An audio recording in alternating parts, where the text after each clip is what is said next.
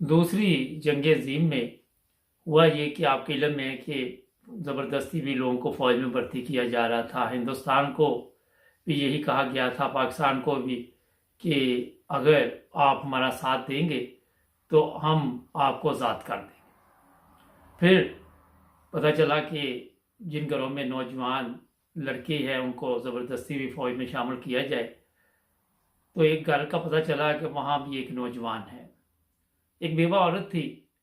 और जब वो फौजी जवान उसके घर पहुंचे तो उन्होंने कहा कि हमें पता चला कि आपका एक बेटा है। उसने कहा वो तो बड़ा निकम्मा है। तो वो कहने लगे वो जैसे का भी है, हमें इस वक्त जंग के लिए चाहिए। वो बेवा औरत कहने लगी आप मेरा बेटा तो ले जाएं, मगर आज अगर ये जंग मेरे बेटे तक पहुंच गई है और उसकी आपको ज़रूरत पड़ गई है, तो बेहतर ये है कि जिस मुल्क के साथ आपकी जंग हो रही उसके साथ सुलह कर लें। अस्सलाम वालेकुम नाज़रीन, प्रोग्राम आज मुबारक के साथ। अच्छा, ये मैं आपको बता देता हूँ कि कल जो प्रेस कॉन्फ्रेंस हुई, फिर मैंने प्रोग्राम किए तो लोगों ने कमेंट्स में बड़ी तारीफ़ की। मैं उन सबका शुक्रिया भी अदा करता हूँ। वो इतने लोग होते हैं, व्हाट्सएप पे मैसेज आ रहे होते हैं कि सच बोला हमने। और आज सच बोलना बड़ा मुश्किल है, और उसमें बारहा दफ़ा बताया गया कि जो भी सच बोलता है उसके लिए मसाइल भी पैदा होते हैं। तो अब दो ही रास्ते होते हैं इंसान के पास, या तो वो फिर झूठ बोल के मुनाफिकों के साथ मिल जाए, या सच बोल के फिर लोगों को बताए कि हकीकत क्या है। ये बात इसलिए मैंने आपको बताई कि हमारे पाकिस्तान में सच बोलने वाले बहुत कम लोग हैं। आपको बहुत मुश्किल से ढूंढने पड़ते हैं। किसी भी इदारे में है, किसी भी जगह पे बैठे हुए लोगों को इदारे वाले भी परेशान करते हैं, पुलिस वाले भी करते हैं, अदालतें भी करते हैं, झूठ पे झूठ बोलते रहते हैं। और कल आपने देखा जो प्रेस कॉन्फ्रेंस हुई, वो भी अगर मेरे से पूछें तो वो भी झूठ पर थी। उसकी वजह ये थी कि फौज के दो जनरल आके प्रेस कॉन्फ्रेंस कर रहे हैं, और बाद में आज राना सनाउल्लाह ने जो सवेरे सुबह सुबह प्रेस कॉन्फ्रेंस की। एक बड़ी मुसीबत है कि जैसे टीवी लगाओ कोई ना कोई ये मनूस चेहरा सामने आ जाता है। मेरे तो सर में दर्द शुरू हो गई थी, पर फिर थोड़ा सा सुनना भी पड़ता है ताकि बातचीत करें। जब आपके पल्ले कोई चीज़ नहीं होती, फिर आप लोगों के दिल जीतना चाहते हैं। जो राना सनाउल्लाह ने इनकी प्रेस कॉन्फ्रेंस के बाद बयान दिया आज, वो ये था जनाब कि बड़ी कामयाब प्रेस कॉन्फ्रेंस थी, लोगों को हकीकत का पता चला। हकीकत क्या है लोगों को इस प्रेस कॉन्फ्रेंस से पहले ही पता चल चुका था, और जो कुछ कल बताया उसने कई चीज़ें और भी सामने आपके वो लेके आए, और वहाँ से सवालात की बारिश होगी। अरशद शरीफ एक शहीद जो इनके अब गले तो पड़ गया है, अब वो उतर नहीं रहा इनकी। हुआ ये है कि जो भी ये चीज़ें बयान कर रही है उसमें सदाकत नहीं है। प्रेस कॉन्फ्रेंस करके भी आप झूठ सुन रहे थे। वो जो साहब नदीम साहब हैं, जनरल साहब, वो आके जिस तरह बता रहे थे कि मैं इस चीज़ का गवाह है, वो कहते ख्वाजदा गवाह डड्डू, वो वाला साहब चल रहा था। अब गवाही भी देखे वो लोग दे रहे जो उसकी टीम के शामिल है, चीफ ऑफ आर्मी स्टाफ के।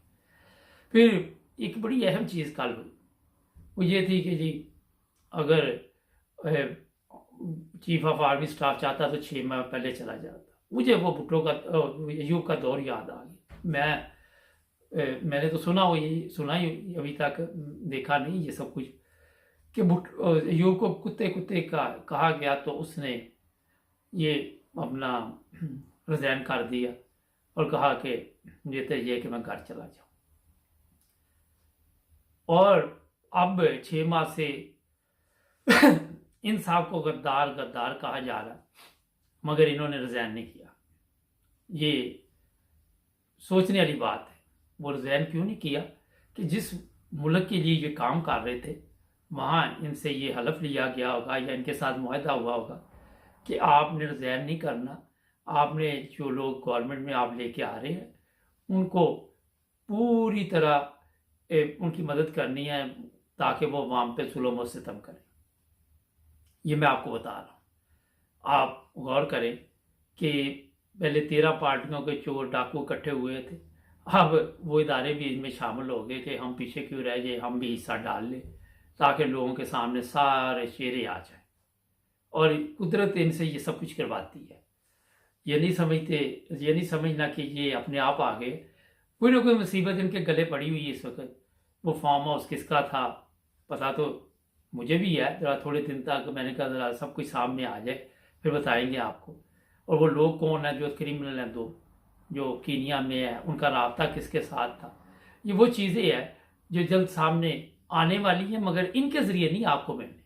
अगर आप चाह रहे कि ये वजारत दाखिला आपके लिए बैठी हुई है या ये कौम के लिए बैठे या अपने मुकदमात के लिए बैठे, अपना मुकदमा अभी एक और गले इनके पड़ गया, अब इसके ये कैसे निकलेंगे, तो वो इस पे काम हो रहा है।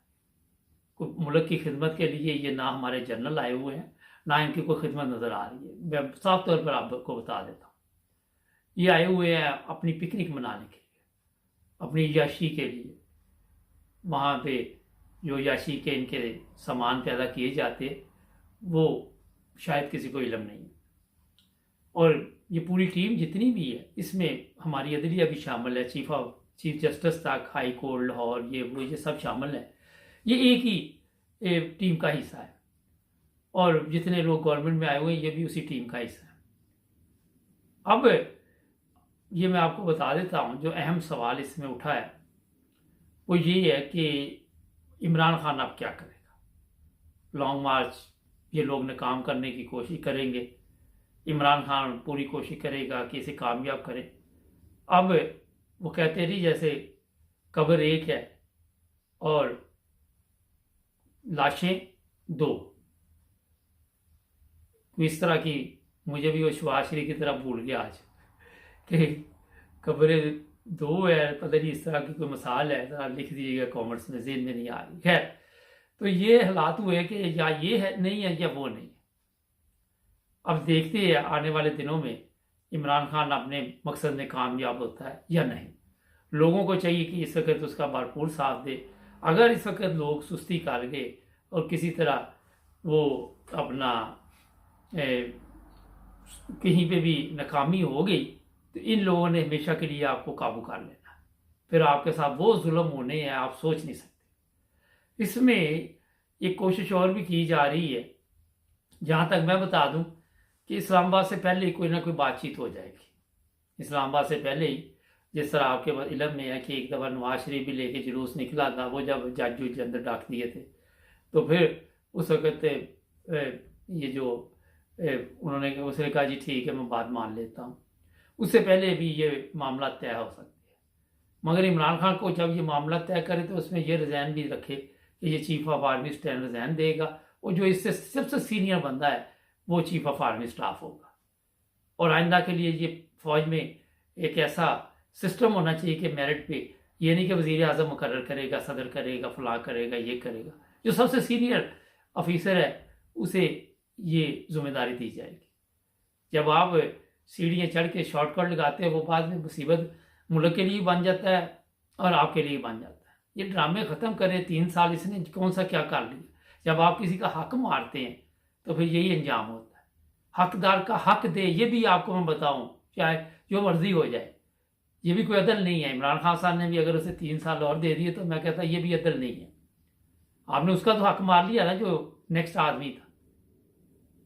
तो दुनिया में पूरे में ये सिस्टम होता है कि चीफ ऑफ आर्मी स्टाफ जो है या किसी भी जगह पे सीनियर आदमी को लिया जाता है।